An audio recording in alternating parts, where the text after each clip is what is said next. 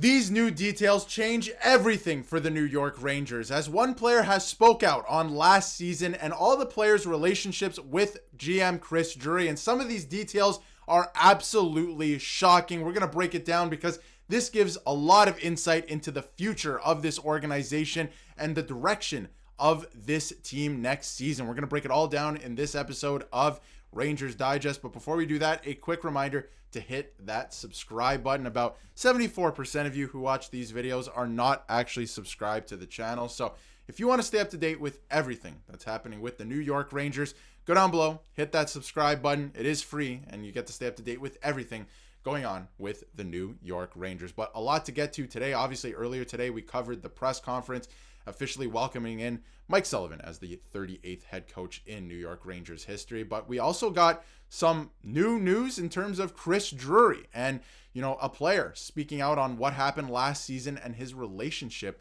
with the Rangers GM. And some of this is pretty shocking, honestly, but let's get right into it. Calvin DeHaan, if you remember, a couple of weeks ago before the season ended, I guess probably a month ago at this point, spoke to reporters, before practice and had a lot to say, and then clarified things on Twitter.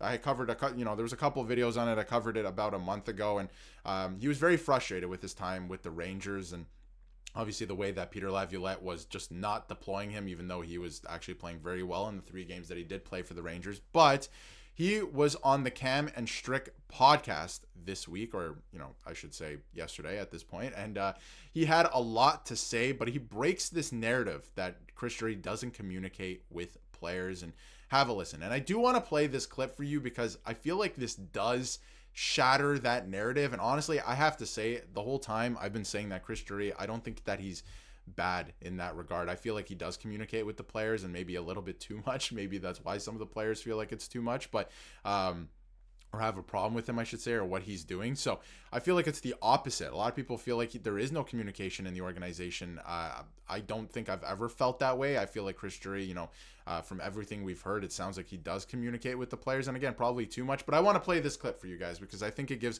a lot of insight into what happened last year and really breaks that narrative surrounding Chris Drury and the New York Rangers organization. Have a listen. Yeah.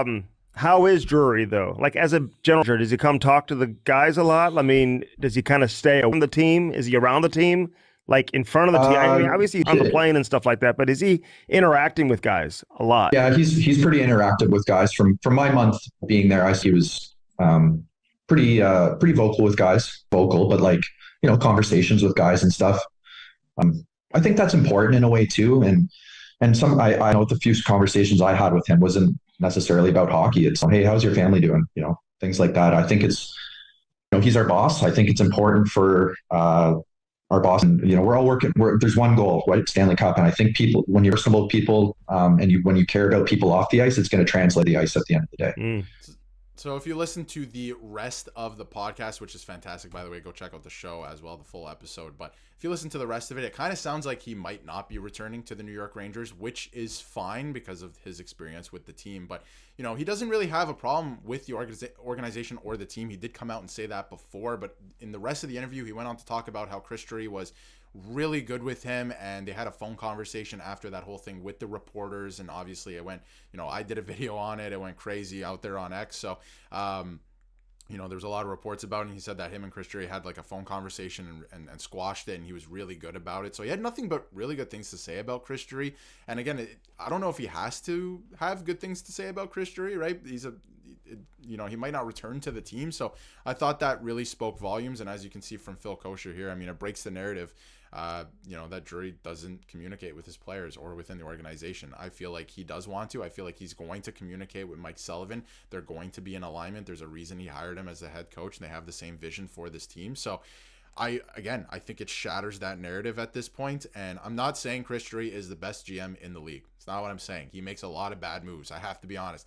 He makes a ton of bad moves, including trades over the last couple of years. But I feel like he is trying to instill, I should say, a culture, a certain type of culture within this team that is, no nonsense at this point, and just, open communication and all of that. And I think it's a good thing. And Calvin DeHaan spoke out on that. And a lot of people want Chris Drury they wanted him to be let go. Obviously, he was signed to a contract extension for, a multi-year contract extension, I should say, and he's not going anywhere. Again, a lot of people wanted them to move off of him, but I think that, the organization views him as somebody who can instill, like I said, that culture with Mike Sullivan right now going forward that can bring a winner to New York. So, when Igor Shesterkin was doing his exit interview, he said something broke last year. Like, there was a disconnect between everyone. I do truly believe from the top down, there was a disconnect between Chris Drury, Peter Laviolette, and the players. The players did not want to buy into what Peter Laviolette was doing. I think Peter Laviolette, I don't want to pin this all on Peter Laviolette, but when there's a disconnect,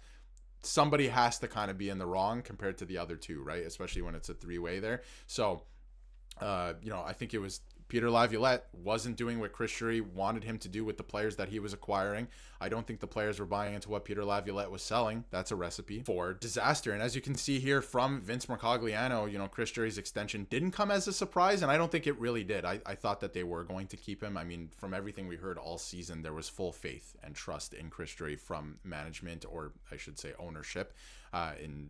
Dolan has full confidence in Chris Drury, and but it did spark debate in terms of his tenure and how successful it's been as the GM of the Rangers. And they've been to 2 conference finals. That we know is true. Is the team good enough to do that again? I'm not sure. They're gonna have to make some serious moves this summer. We know that. Chris Drury knows that. He's come out and said that is what's going to happen. So we'll see. There's a lot of talk. They're saying all the right things. Chris Drury is saying a lot of the right things. Mike Sullivan's saying a lot of really good things that you want to hear. These are all things that you want to hear and that they want to put forward. They have to actually put it forward at this point. They have to put these things into action. So I'm excited to see what they're going to do with that. And again, Calvin DeHaan speaking out about it just shows that there was definitely communication there, some understanding, and it sounds like that necessarily wasn't the disconnect. And I can understand the frustration from the top guys because some of their friends got traded, but at the end of the day, this is a business. Chris Drury is going to try and make the Rangers the best team possible, and if your friends are in the way of that with the salary cap and they're not, producing and not performing to the way that their team needs them to be doing that, Chris Drury is going to find a way to move off of you. We've seen that. So again, in terms of what's going to happen moving forward, Sullivan on how he'll work with Chris Drury, this plays into, the communication thing again. One of the things we've talked about is the importance of the relationship between he and I, and that's the first thing. That's some emphasis they're putting on that. So I think that's great as well. My experience has told me that the relationship between the head coach and general manager is really important. And it is. I truly believe, I keep saying it, to win the Stanley Cup in this league, you have to have alignment from management to coaching to the players. The players need to buy into what the coach is doing, and the coach needs to be able to deploy the players that the GM provides him with correctly. And I don't think that was happening for a little while at this point. So we'll see what happens going into next season. Before we wrap up, I do want to bring up this quote about Chris Drury and, the future of the team. And what he's done here is hired a really good head coach. And he said that I truly believe Mike is a premier coach in the National Hockey League. Of course, a 2-time Stanley Cup champion with the Pittsburgh Penguins. The second Mike was available, we quickly and aggressively pursued him. There's a lot of work to be done, and I'm very excited to be partnering with Mike. So sounds like everybody's in agreement, in alignment heading into next season. They have a lot of work to do over this summer, but I'm excited to see what kind of moves they make and what the roster looks like heading into next season, because they have a lot of young talent that I think Mike Sullivan can work with as well. So let me know in the comments what you think about essentially, Calvin DeHaan killing this narrative that Chris Drury does not communicate with his players, and he's this guy that sits on an evil throne apparently up in his office and just, puts people on waivers and all of that. Which, was it ethical what he did to, Barclay Goodrow and Jacob Trouba? Maybe not, right? Maybe you can go about it a better way. But like I said, at the end of the day, it's a business. If you look at what the Vegas Golden Knights do too, a lot of players don't like that organization, but they win. They win. So it's going to be interesting to see what they do with this roster, with this team in the offseason. Let me know what you think in the comments. And if you haven't yet, hit that subscribe button so you can stay up to date with everything New York Rangers.